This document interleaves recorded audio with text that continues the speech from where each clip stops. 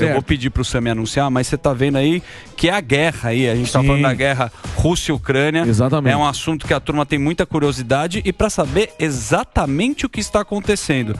Para isso, meu querido Samidana, eu gostaria que você apresentasse os nossos convidados ele agora. Já está aqui, nosso querido Marcelo Favalli, ele que é mestre em relações internacionais, especialista e sabe tudo que está acontecendo na guerra da Ucrânia. Inclusive, eu estava vendo, não sei se foi ontem ou hoje, que teve um ataque a um navio russo, ou seja, a Ucrânia também parece iniciar as ofensivas, porque até então, ou por muito tempo, ficou só contra-atacando em território ucraniano. Dessa vez foi pra frente. Boa. Primeiro uma salva de palmas pro Marcelão que veio aqui. Fala, Marcelão. Tudo bem, cara? Prazer enorme. E nós temos outro correspondente aqui que esteve na Ucrânia, agora ele está em Brasília, né, Sami? Que é o Luiz Kawaguchi. Olha lá, ele já está posicionado também. Luizão sabe todos os bastidores, esteve na guerra. Então, tudo que você quer saber agora, o bicho pegando, o Sami fez a pergunta. Já fiz a pergunta. Vamos lá. Vamos tocar. Bom, obrigado pela essa acolhida, obrigado pelo convite. A gente está vendo, o Sami trouxe uma informação muito importante, que é dessa sexta-feira. Na verdade, sexta-feira pra gente, ainda era nessa virada de madrugada, de quinta para sexta, o seguinte, um ataque que os ucranianos fizeram contra a marinha de guerra da Rússia, e isso é um dado muito importante, e que eles usaram um navio drone. Na verdade, uma embarcação menor. Ele é um drone marítimo que conseguiu atacar a marinha de guerra da Rússia. É bom a gente separar as coisas, porque um elemento muito importante em todo o combate é a propaganda de guerra. Inclusive, a Ucrânia tem feito isso muito bem e disparou imagens desse drone aquático saindo em direção, supostamente, a um navio da marinha de guerra da Rússia. Por que eu tô falando supostamente? Porque a Rússia diz que frustrou esse ataque. Então a gente tem uma guerra de narrativas, já faz praticamente 1 ano e meio nessa guerra de narrativas, porém a gente tem um elemento muito importante, que é o uso desses drones. Na imagem a gente tá vendo aí, então o que se diz nas relações internacionais e nos estudos de guerra, né, o warfare, chegou a um outro patamar. Tanto os dois lados, a Rússia já tinha uma tecnologia muito mais avançada de drones, principalmente os drones voadores. Os ucranianos receberam um aporte, uma ajuda muito importante do Ocidente.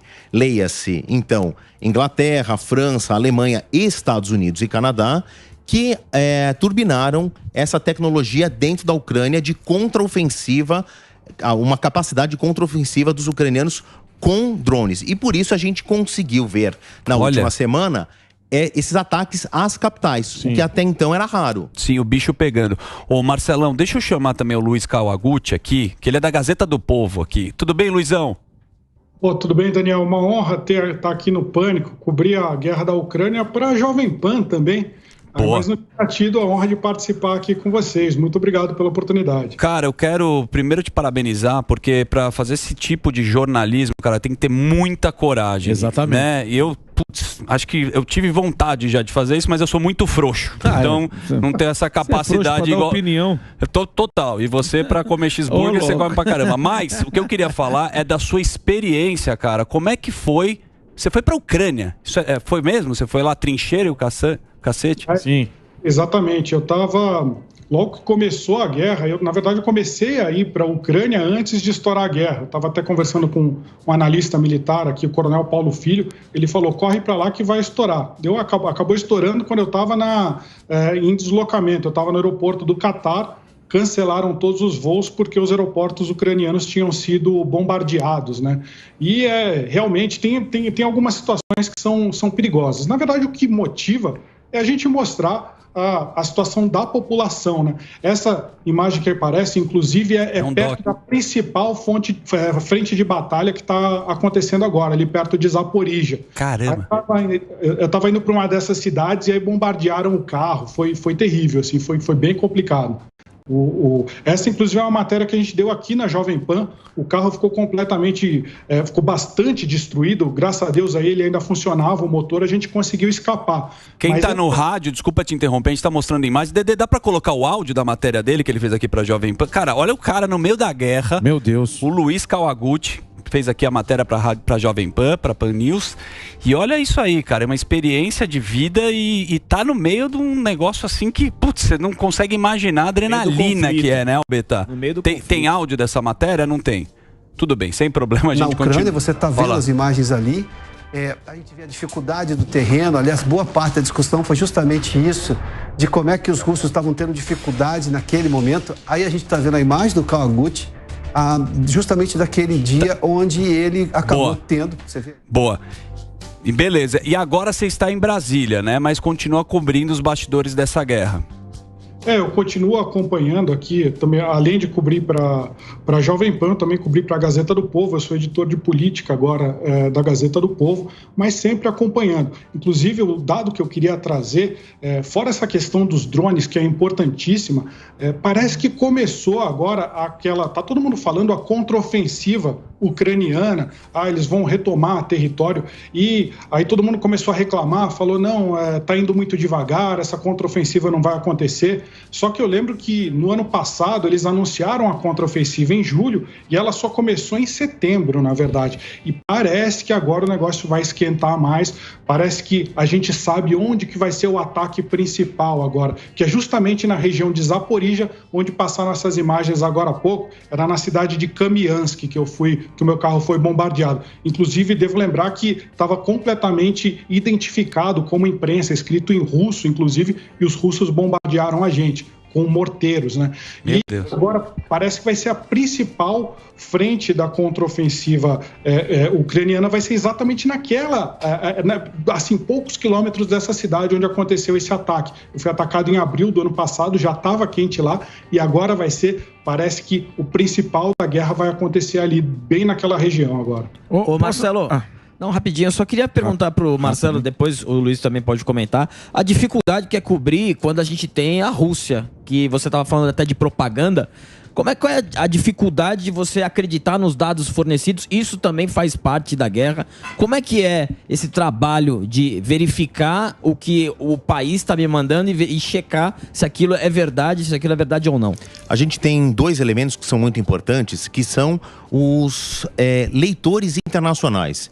E aí eu cito dois, Critical Threats e o ISW, que é o Institute of Studies of War. Eles estão baseados na Polônia e nos Estados Unidos, são feitos por ex-militares da Europa, dos Estados Unidos, e que eles usam dados de satélite, posicionamento de celulares, para tentar desenhar o que pode ser essa ofensiva, contraofensiva. O Kawaguchi estava falando aí dessa super anunciada contraofensiva dos ucranianos, são cerca de 60 mil homens pelo lado da Ucrânia. Só que do outro lado da fronteira, o Kawaguchi que me escuta aí, vê se eu tô com os dados corretos, Kawaguchi, 100 mil soldados russos já estariam também preparados para invadir, talvez pelo lado de Donetsk, que é uma das províncias muito importantes nessa guerra para os russos, em que eles já têm parte do território, boa parte do território dominado, e que haveria então uma invasão maciça do lado leste da Ucrânia para tomar essa parte de Donetsk e uma suposta contraofensiva dos ucranianos com 60 mil homens. O Kawaguchi falou de Zaporizhia. Difícil a gente pronunciar, mas é uma cidade muito importante nesse papo. Zaporizhia. Por quê? O que tem em Zaporizhia? O quê? A maior usina nuclear da Europa. A terceira maior do mundo.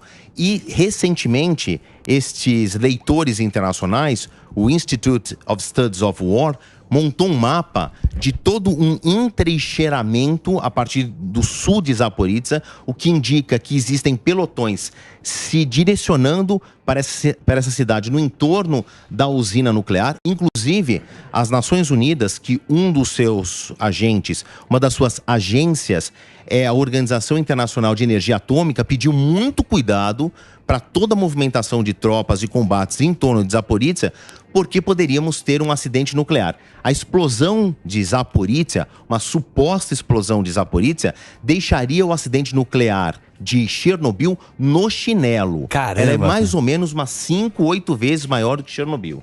Caramba! Fala, Morgadão. Não, eu queria fazer uma pergunta para vocês a respeito da Rússia.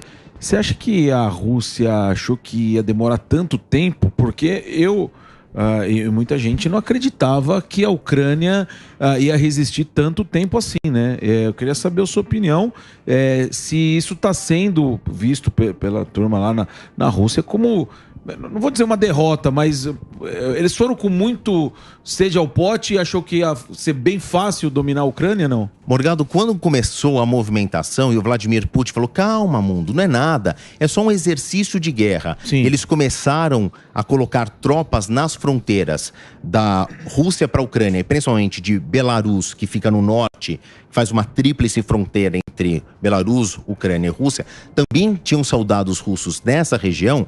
E esses pelotões foram crescendo a um número de 200 mil soldados. Não tem nenhuma explicação lógica de você colocar 200 mil soldados, militares de todas as patentes, equipamentos, para um treinamento de guerra numa extensão tão gigante. Então é isso que o Kawaguchi falava, pode correr para lá porque a guerra vai estourar, porque os indícios eram muito evidentes. Agora, 200 mil homens numa chamada guerra assimétrica, que você tem um elemento, a Rússia, muito maior, muito mais bem equipado, muito mais bem treinado do que a Ucrânia.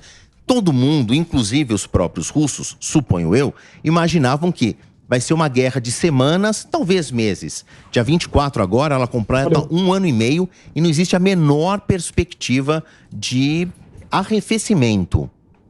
Favale, tem um ponto que é como o Brasil sofre as consequências, sejam elas negativas, sejam elas positivas, do âmbito econômico. Claro que do âmbito humano, uma guerra é uma tragédia. A gente tem alguns mercados que se destacam. Petróleo, teve uma sanção. Saiu essa semana, não sei se você acompanhou, que 60% do petróleo importado pelo Brasil vem da Rússia, apesar de ninguém, de não saber como, mas vem da Rússia. Tem a questão dos grãos, que abrem mercado, já que a Ucrânia é um grande player de grãos, e tem a questão dos fertilizantes. Então eu queria saber, assim, como que fica o jogo nesses mercados e o que devemos esperar daqui para frente? Pois é, a nossa principal relação com a Rússia é de fertilizantes, por uma coisa muito simples. No solo russo e ucraniano, se você olhar a geologia é a mesma, eles são ricos em substratos que viram fertilizantes. E nós temos aqui a agroindústria como uma roda motriz da nossa economia. A gente depende desses fertilizantes. A relação comercial entre Brasil e Rússia, ela não foi afetada.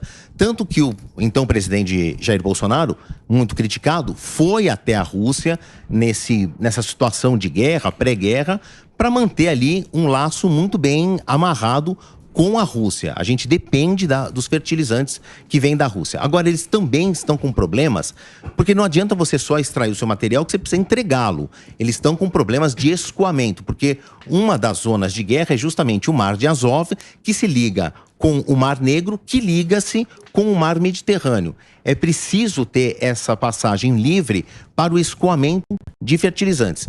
O nosso problema, Sami, ele é colateral, não estou dizendo que ele é pequeno, mas ele é muito menor se a gente comparar, por exemplo, o que a África vai sofrer com a não entrega de grãos que vem da Ucrânia. Eu estou falando de 32 milhões de toneladas que foram suspensos. Mas isso mexe em preço também. Deixa eu falar uma coisa do Kawaguchi, que ele tá lá. O cara esteve na guerra. Eu acho legal a gente explorar também esse assunto, porque, você vê de tudo lá, né? Nego, não tem água, o cara passando fome, o cara ferido. Nessa sua experiência, Kawaguchi, o que você viu aí que mais te impactou na guerra? A gente estava falando, por exemplo, da usina nuclear de Zaporizhia. Eu fiquei um bom tempo ali baseado em Zaporizhia e todo dia a gente recebia pela internet relatórios de radioatividade, qual era o nível de radioatividade na cidade. E as pessoas distribuíam, por exemplo, pílulas para você tomar caso houvesse uma explosão nuclear. Você tinha, por exemplo, orientações de pegar comida para 2 dias, fazer uma mochila, empacotar ela com plástico em volta para depois você passar para os pontos de descontaminação. Fora isso, você tinha dia sim, dia não, caindo míssil na cidade. Então é como se fosse um Boeing assim, passando na sua janela e de repente uma explosão. Mas o pior, Daniel, são as pessoas. Eu fui para para uma cidade que chamava Bakhmut. Ela praticamente já não existe mais, de tão bombardeada que ela foi. Eu encontrei umas senhoras, assim, umas idosas, que elas não pediram para estar ali no meio do conflito, elas não estavam nem aí se queriam ser governadas por Rússia ou por Ucrânia, só que elas começaram a ser bombardeadas. Essas pessoas que tem que preocupar a gente. Não é uma coisa, vamos torcer pela Rússia ou pela Ucrânia. E eu vi uma senhorinha de 70, algumas de 80 anos, elas tinham que sair todo dia no meio do bombardeio para pegar lenha, para queimar lenha em cima do fogão para poder cozinhar, comer alguma coisa que não tinha gás, não tinha luz, não tinha mais nada. Então, uma coisa absurda, é uma coisa muito triste, principalmente para a população civil. E a Rússia está lidando com isso que a gente falou dos alimentos agora. A Rússia saiu do acordo de exportação de grãos pelo Mar Negro. Isso vai fazer aumentar muito o preço dos alimentos e quem vai sofrer vai ser os países pobres. Aí a Rússia chega e vai lá tentar aumentar a sua influência política vendendo grãos mais baratos. Aquela coisa, vou quebrar sua perna e vou te dar uma muleta depois, né? É complicadíssimo essa Olha, é um assunto aqui, cara, que 2 jornalistas estão dando aula aqui na programação da Jovem Pan. O Marcelo Favalli, vou até dar o Instagram dele, que é @marfavalli com 2 L's e o nosso querido Kawaguchi. Kawaguchi é K-A-W-A-R-E repórter. O repórter Kawaguchi. E é o seguinte, a gente vai fazer um break aqui.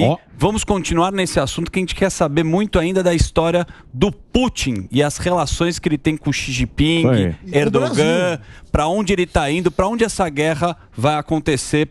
Pior ainda, porque a gente fica muito assustado, né, Morgadão? É verdade. Com tanta informação aqui com os jornalistas. Então vamos fazer um break e daqui a pouco a gente está de volta aqui na Rádio Jovem Pan. Fala, Morgadão. Não, eu queria perguntar pro Kawaguchi, ele falando a respeito de quando o carro dele lá foi bombardeado e tal, e a gente acompanha, vai vendo, notícias que vão saindo a respeito de recrutamento, né? O Putin recrutou prisioneiros com crime grave, assassino e tudo mais. Você acha que mesmo lá com o coletinho e tudo mais, esse ataque foi por essa parte? Porque assim, os militares, eles têm instrução. Agora, eu não sei como funciona esses caras aí que são prisioneiros e os caras põem na linha de frente aí. Você acha que foi algum desses grupos paramilitar ou foi porque eles estão autorizados a atacar quem tiver pela frente?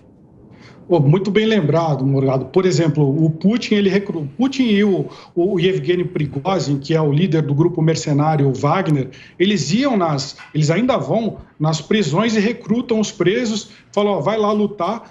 Se você conseguir sobreviver 6 meses, você tem a sua pena perdoada, mas se você desistir no meio, você vai ser executado.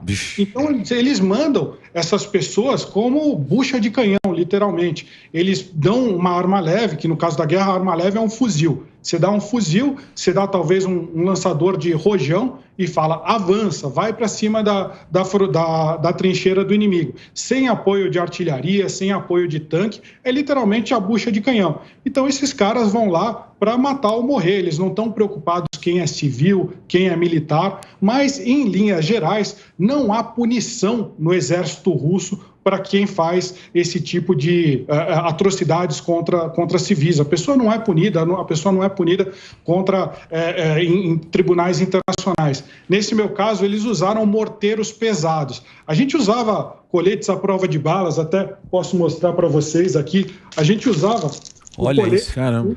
Mas isso daqui, contra o morteiro, isso daqui não faz nada. Exato. Fosse uma faca quente na manteiga. E eles não estavam nem preocupados, eles viram lá que era imprensa, que era um carro civil e bombardearam assim mesmo. Caramba, é muito louco isso daí, porque a gente viu, você citou o Wagner, e há um tempo atrás eles meio que se rebelaram contra o Putin. Queria saber a opinião de vocês, porque a gente ficou meio avulso, né? Ele tá contra o Putin, depois não tá mais. O que aconteceu de fato e por que foi contornada essa situação aí? E por onde anda Prigozhin, pelo amor de Deus? Isso mostra uma fratura muito grande dentro das tropas russas. Você vê, por um lado, por que o Prigozhin, que é esse líder mercenário, por que ele pegou 8 mil homens e tentou invadir a Rússia, tentou chegar no Kremlin? Porque ele achou que ele teria apoio de outros generais como, por exemplo, o general Surovikin. São vários nomes em russos aí, mas ele achou que ele poderia fazer aí uma sublevação, uma revolta, e que outros generais o apoiariam, e ele eventualmente poderia até substituir o ministro da Defesa. Deu uma cortada aqui, mas nós continuamos aqui. Eu seguro daqui. Segura. Manda aí. É o seguinte, a gente tem que entender o que é esse grupo Wagner. É um grupo paramilitar, mas se a gente quiser uma letra mais crua, eles são mercenários. Sim. O que na lei da Rússia não é nada ilegal. É um grupo de ex-militares, pessoas que foram contratadas e que vão fazer ações de guerra por dinheiro, por contratos. Sim. Eu vou pegar uma palavra aí do que o Kawaguchi usou, porque às vezes os exércitos, eles querem deixar a sua pegada, mas eles não querem deixar o seu DNA. E às vezes o jogo tem que ser meio sujo, né? A gente não pode comparar a guerra de hoje com outros conflitos que a gente sabe de cor. Primeira, Segunda Guerra. Por que eu estou fazendo essa diferenciação? Por causa de tecnologia. Certo. Então não dá para a Rússia nem para a Ucrânia dizer atingimos um hospital, uma escola, uma enfermaria, uma estrada sem querer. Exato. Pegamos uma zona residencial e não sabíamos quem era. É possível, mas é muito pouco provável que isso seja verdade. Mas às vezes é preciso fazer isso por alguma situação no palco de guerra, até para afugentar a população que esteja ali no meio e eles precisam passar com a infantaria. Então, esses grupos mercenários fazem, entre aspas, esse trabalho sujo. Sim. E não são punidos, porque depois eles não estão dentro do espectro da lei. É muito curioso, por exemplo, o grupo Wagner, onde que ele está registrado? Onde que está o CNPJ do grupo Wagner? Sim, exato. Na Argentina. Caramba. Então, se precisar de uma ação... Na Argentina. Então, se precisar de uma ação... Então, se isso for levado... Na mão, calcinha no chão. Se isso for levado a um tribunal russo, o que muito dificilmente vai acontecer, mas suponhamos que isso aconteça. Você tem uma situação internacional. E não é o único grupo mercenário que está baseado em outros países e fazendo ações ali ou para onde foi. O que aconteceu esse lance dessa reviravolta? Que eles estavam indo em direção ao Kremlin, depois deu uma reviravolta, falando, não, estamos juntos de novo. O que de fato eles queriam fazer? Derrubar o Putin? Alguém talvez chegou, como é mercenário, vou te dar um dinheiro, derruba esse cara de lá. O que você acha que aconteceu ali? Essa frase, né, com sujeito, verbo e predicado, ninguém sabe exatamente. Mas a gente que analisa esse palco de guerra quase que diariamente, o Kawaguchi nessa lista, o Prigozhin que aparece aí nas imagens para quem está nos assistindo pelas plataformas, é o seguinte, ele falou, eu estou marchando em direção a Moscou, mas ele jamais levantou a voz contra o presidente Vladimir Putin. Ele tinha 2 alvos, mas que faziam parte do núcleo duro dessa administração de guerra, que era o ministro da Defesa e o chefe, o comandante-geral das Forças Armadas. Ele fazia duras críticas, dizendo, nós, russos, não estamos vencendo essa guerra por causa desses 2 elementos, o ministro da Defesa e o general-chefe das Forças Armadas. Era contra eles... Queria puxar o tapete. Queria puxar o tapete, mas não ganhou muito corpo isso. Sumiu também. Viraram 48 horas de muita tensão na Rússia. Pode ser que esses mercenários bem treinados, bem armados, bem equipados, cheguem aqui na capital. Mas no meio do caminho houve uma conversa que para o padrão Vladimir Putin seria impensável. Houve um acordo que eles se deslocariam para Belarus, de novo esse aliado importante ali nesse palco de guerra, mas também o Prigozhin já foi visto em São Petersburgo de novo, já foi visto em Moscou de novo. Supostamente ele teria que estar exilado diante desse acordo em Belarus. Mas parece que ele tem livre trânsito ainda dentro da Rússia. Ô Marcelão, você é um cara, né, que, você manja muito, né? Tá dando uma aula aqui pra gente. E guerra é territorial. O cara tá valendo, além, né, dessa carnificina, é muito dinheiro. Eu queria que você destrinchasse pra gente um pouco dos lados da guerra. Porque a gente tá vendo aqui, a gente fala que o Putin tá do lado do Xi Jinping, tem uns blocos, né? Sim. China, Índia, agora o Erdogan tá entrando na Turquia, agora é recente, eles vão se encontrar, inclusive, exatamente, né? Parece que ele aceitou por causa do Mar Negro, né? Exatamente. Então tem essa história. Quais são os lados dessa guerra? Porque do outro lado veio os Estados Unidos, amigo. Exato. Então vamos entender os blocos da guerra e como é que vai funcionar esse baralho, esse xadrez da guerra. Eu gosto muito de uma frase que ela define bastante as relações internacionais, mas a gente aprende mais na prática do que na teoria. Eu nunca vi escrito em nenhum livro, que é o seguinte: países não têm amigos, países têm interesses. E por causa dos interesses, países fazem aliados. E os aliados mudam conforme mudam os interesses. Então vamos olhar esse palco de guerra. Rússia contra a Ucrânia. Ali na fronteira tem a China, que caminha a passos largos para se tornar a maior potência bélica e econômica, principalmente política e diplomática, do século XXI. Talvez isso aconteça antes de 2050 ou depois de 2050, mas vai acontecer. E a China se torna um personagem importantíssimo porque passou a abastecer a Rússia diante de tudo que foi cortado do Ocidente. E para mim, o Vladimir Putin sabia que ele tinha essa peça muito importante no tabuleiro dele. Certo. Ele sabia que ia haver uma gritaria do Ocidente, Europa Ocidental e Estados Unidos, apoiado pelo Canadá também. Que gritaria é essa? A gente vai parar de comprar os seus grãos, a gente vai parar de comprar o seu combustível, principalmente, e a Europa Ocidental precisa do gás que vem da Rússia. Perfeito. Quando a gente pensa em Europa e gás, a gente pensa em calefação. Não é só isso. O gás que vem da Rússia e abastece a Europa Ocidental gera energia elétrica que é fundamental, por exemplo, para a indústria. Houve esses cortes para quem a Rússia passou a vender massivamente para a China, que está crescendo e precisa de combustível, precisa de calefação. Então, tudo que foi cortado do Ocidente, a China passou a abastecer. A China também tem um compromisso de se tornar aí um player importantíssimo no palco da diplomacia internacional. Fez ali um documento simples de um acordo de paz, nunca avançou isso, mas é mais para inglês ver. Foi uma propaganda desse capital político que o Xi Jinping está tentando tomar nessa situação. Mas que a relação comercial entre os dois, China e Rússia, cresceu exponencialmente, é verdade. E isso que mantém aí a Rússia bem viva na guerra ainda. E aí, Kawaguchi, qual é o interesse dos Estados Unidos, na sua opinião? Os Estados Unidos acabam lucrando com isso. Por um lado, eles estão ajudando a Ucrânia a sobreviver, porque a Ucrânia precisa de armas, senão eles teriam o regime derrubado. A gente vê aí, por exemplo, crianças sendo deportadas à força para dentro da Rússia. Então, eles estão se defendendo contra uma série de barbaridades que a Rússia faz. Mas, por outro lado, a indústria americana está se retroalimentando, ou seja, eles estão ganhando bilhões de dólares fazendo armas e eles estão ganhando o mercado do petróleo, ou seja, aí do gás, principalmente do gás natural. Ou seja, os Estados Unidos passa a ser o fornecedor de gás natural ao invés da Rússia. Então, os Estados Unidos está lucrando muito. Mas pegando uma carona no que o Favalli falou, a gente tem que ver também a posição do Brasil. Uma apuração bastante quente aqui que surgiu de Brasília. O presidente Lula decidiu abandonar o chamado Clube da Paz. O que ele estava fazendo? Ele estava dizendo que ele sentaria aí numa mesa para tomar cerveja com o Putin e com os e ia resolver a guerra. E ele está desde o começo do mandato dele falando que ele vai conseguir resolver isso, ele vai ser o mediador, só que ele começou a ser escanteado. Então, bastidores aí, o pessoal do PT, as nossas fontes no PT, disseram que ele vai abandonar esse discurso de Clube da Paz, porque não deu certo, e ele vai se voltar agora para ser o emissário do meio ambiente. Mas aí tem um problema também, porque quando ele começou a bajular o Vladimir Putin, o Ocidente começou a fechar as portas para ele e substituíram.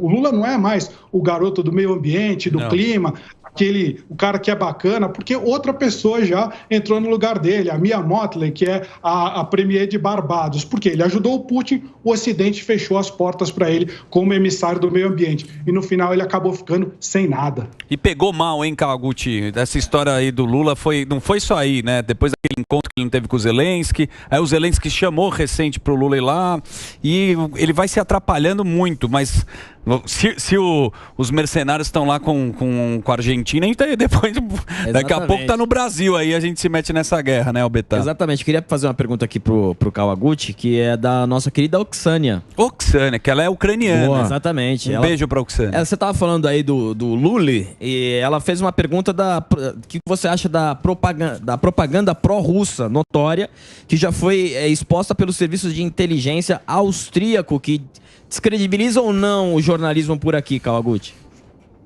Eu acho que muita gente está comprando essa versão da Rússia. E a Rússia se aproveita de uma característica do jornalismo, que você tem que sempre dar o outro lado. Então eles criam outros lados absurdos e a gente é obrigado a reportar. Mas eu acho que a obrigação do jornalista é mostrar, olha, isso daqui está errado, isso daqui é tirania. Ou seja, o pessoal veio com uma ideia de que não, a guerra começou porque a OTAN estava se expandindo para perto demais da Rússia. Não, na verdade, aqueles países que entraram na OTAN, eles estavam justamente com medo de serem invadidos pela Rússia. Então eles pediram proteção para a OTAN. E quem atacou um país vizinho pacífico foi o Vladimir Putin, não foi o Volodymyr Zelensky.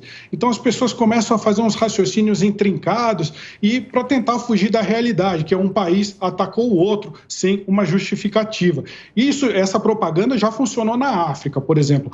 Tem uma campanha na internet, ou seja, os trolls de São Petersburgo, a fake news, né, que a gente conhece, eles estão falando que, na verdade, a África tem que se aliar ao Putin por causa do... Eles exploram o chamado neocolonialismo. Não se aliem com os europeus, porque os europeus exploraram vocês durante a época colonial. A Rússia é boazinha, a gente vai ajudar vocês. Claro que isso é tudo mentira, eles só querem tirar e explorar da mesma forma. E essa campanha também está chegando no Brasil. Então tem muito analista que acha que não, a Rússia está certa, a Rússia tem motivos. É claro que se a gente parar para pensar só do ponto de vista militar, a Ucrânia sim é uma plataforma que pode ser usada para a invasão da Rússia, mas em nenhum momento se cogitou do Ocidente invadir a Rússia. E as pessoas tentam inverter todas essas informações para, pelo menos aí o Lula caiu, né? O Lula está bajulando o Putin desde o começo do mandato, né? Exatamente. Tem mais pergunta aí, Sami? Tem uma história que é interessante, que é das moedas russas. Em determinado momento, o presidente Putin fez o seguinte, duas coisas. Primeiro, ele bloqueou venda de ativos na bolsa. Então, você só podia comprar, você não podia vender. Certo. Isso fez com que a bolsa russa fosse uma das mais valorizadas no mundo, ainda que artificialmente. Depois, foi um negócio da moeda. O rublo estava desvalorizado. Né? Aí ele falou, beleza, eu vendo petróleo, você tem que me pagar em rublo, e aí você tem que comprar o rublo no mercado e subir o preço. Exatamente. Eu queria saber se essas políticas ainda estão acontecendo e qual que é a repercussão no mercado, porque obviamente você fica com preço artificial e eu imagino que ninguém tenha o interesse de ter suas reservas financeiras seja em rublo ou outra moeda que pode ser facilmente mudada, enfim. Ó, Sami, a gente vai chegar a 1 ano e meio de guerra. Aquelas sanções, elas ainda permanecem, dadas por Estados Unidos, França, Inglaterra, Alemanha. Eu estou chamando a atenção para França e Alemanha, que são as duas maiores economias do bloco europeu, da União Europeia. Agora a gente tem que pensar essas sanções como se fosse uma piscina de água. Vamos supor que você tem uma piscina na sua casa e para de entrar água. Com o tempo, a água vai evaporando, alguém pula na piscina, cai um respingo de água, demora um pouco para baixar o nível e você só consegue perceber isso com o tempo porque mais água nova não entra na piscina. Então essas sanções, elas vão sufocando mais levemente a Rússia. Isso vai acontecer mais a médio e a longo prazo. No começo, as marcas internacionais começaram a sair da Rússia. Isso não vai ferir muito a economia. Isso acaba incomodando o russo médio, que deixa de ir num restaurante que ele gostava, de um fast food, ou comprar uns produtos que vinham de marcas da Europa e dos Estados Unidos. Então isso incomoda mais a classe média do que a economia em si. Mas é um elemento importante. A esperança é que esse incômodo gerasse um turbilhão, ele gerasse ali um barulho na população e quem sabe isso levaria a um levante. Só que o Vladimir Putin está muito bem estruturado na cadeira dele no Kremlin, que é esse núcleo do poder na Rússia, e ele não abre brecha para nem a oposição começar a criticá-lo. Eu falo isso porque tem uma notícia que não tem 2 horas. Houve uma confirmação agora de que o seu principal rival político do Putin, Alexei Navalny, acabou de ser recondenado. Sim, o que tem um documentário dele. Exatamente, que ganhou o Oscar, inclusive. Sim. Nesse final de semana, recomendo para quem tiver acesso, assista. Navalny é o documentário, é todo baseado em fatos desse que é hoje o maior oponente político político do Vladimir Putin. Ele já tinha sido condenado a 11 anos e meio de cadeia. Nessa sexta-feira, ele acaba de ser condenado a mais 19 anos de cadeia. Ou seja, ele tem aí 30 anos de pena para cumprir. Não existe a menor possibilidade dele enfrentar o Putin numa eleição. Vai ter eleições o ano que vem na Rússia. O Vladimir Putin é franquíssimo favorito. Ele está no poder há mais de 20 anos e conseguiu Sem previsão. E conseguiu mexer na Constituição para ficar mais 30. Isso, quando trocou, ele tinha o cara que era dele. Daí ele voltou de novo, né, cara? Dmitry Medvedev, também conhecido como BFF, né? Eles são Best Friend Forever e eles se alternavam no poder, porque tem ali o presidente da Rússia e o primeiro-ministro, o chefe do parlamento, que tem uma função muito importante. Então eles se alternavam quando a Constituição mandava ter um limite de reeleições ou um limite de tem uma lista de pessoas que são os oponentes do Putin que desapareceram, né? Não tem... Sim. Os oligarcas. Os oligarcas. A gente pensa depois do desmantelamento da União Soviética, né? Um grande núcleo estatal. Para quem que ficou? O petróleo, o carvão, quem comandava essas grandes estatais? Foram para pessoas próximas desse núcleo de governo. E essas pessoas enriqueceram muito, passaram a ser chamadas de oligarcas. Certo. E estavam sempre debaixo da asa do Putin. Quando eles começaram a sair debaixo da asa do Putin, misteriosamente, caiu da escada e morreu. Sim, enforcou. Tossiu, engasgou com um caroço de azeitona, morreu. Caiu de uma janela, morreu. Aquela mora, espirrou, morreu. O homem mais rico do mundo, falam que é o Putin, porque ele ficou com todo esse dinheiro. Agora, tem um outro personagem que a gente sempre falou aqui, que é o Kim Jong-un, da Coreia do... Kim Jong-un? Falei o Galvão agora. Da Coreia do Norte. A gente falava muito na época do Donald Trump, e a Coreia do Norte, eu não sei se o Kawaguchi já foi pra Coreia do Norte, mas ela tem um papel também nessa guerra, né, Kawaguchi? Sim, ela tem a... Eu nunca fui para a Coreia do Norte. Nem quer ir, né? Graças a Deus, não quero ir. Tá. Também não quero ir para a Rússia. Mas eles forneceram aí dezenas de milhares de granadas de artilharia para a Rússia. Porque por mais que a Rússia tenha... A gente lembra que o parque fabril, ou seja, as fábricas que fazem munição da Rússia, não foram afetadas pela guerra, diferente do que aconteceu na Ucrânia. Mas mesmo assim, para sustentar a quantidade de tiros que a Rússia estava dando na Ucrânia, precisava aí de um reforço. Então teve reforço da Coreia do Norte dando munição de artilharia, teve reforço do Irã dando drones suicidas. Você tem uma ideia, no ano passado, na guerra, a Rússia estava atirando mais ou menos 20 mil granadas de artilharia. Granada de artilharia não é granada de mão, é canhão, gente. Aquele é bala de canhão, falando português, claro.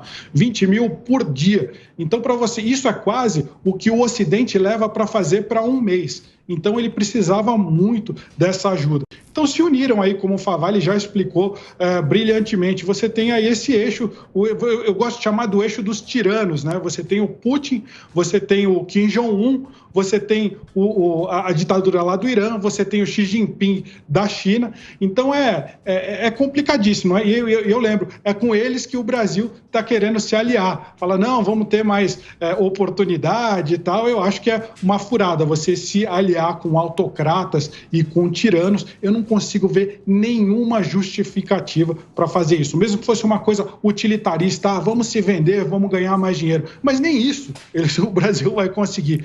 E eu acho que sempre é você ficar do lado de quem está aí pelo menos moralmente mais certo, pelo menos quem não invadiu outro país pacífico, né? Que aula de jornalismo. Eu vou ter que agradecer, eu ficaria muito bom. mais 10 horas aqui para aprender com os nossos queridíssimos jornalistas. O Marcelo Favalli, no Instagram, @marfavalli, com 2 L's. Tá no Twitter também. Sabe tudo, cara. Impressionante o repertório que vocês têm. E o nosso querido Kawaguchi, que é o Kawa Repórter. K-A-W-A Repórter. Ele esteve na guerra. E esse homem sabe tudo e um pouco mais. Está na Gazeta do Povo, faz matérias para a Rádio Jovem Pan, aqui para Pan News. Sim. E é 2 craques. Cara, quero agradecer imensamente a participação de vocês. Vocês deram um show. Kawaguchi, obrigado, viu? Muito obrigado. Foi uma honra participar aqui no Pânico. Primeira vez. Muito obrigado, gente. Bem-vindo. E hoje, sexta-feira, vai fazer o quê, Kawaguchi? Só por curiosidade. Tomar uma? Qual que é o rolê? De guerra. Tem os problemas de Brasília. Lula está se preparando para a cúpula das florestas, tem aí uma série de embates, aí a oposição se organizando para ir contra aí decisões do STF lá no Congresso, coisa está quente. Boa, um abração, obrigado. Marcelovski, sensacional. Obrigado, debutei também aqui no Pânico, só chamar. Seja bem-vindo. Muito bom, cara. Parabéns Até aí pelo mais. seu trabalho Boa, aí. valeu. Putz, hoje você deu uma aula pra gente, foi muito bacana. Obrigadão, chamando, tô aqui.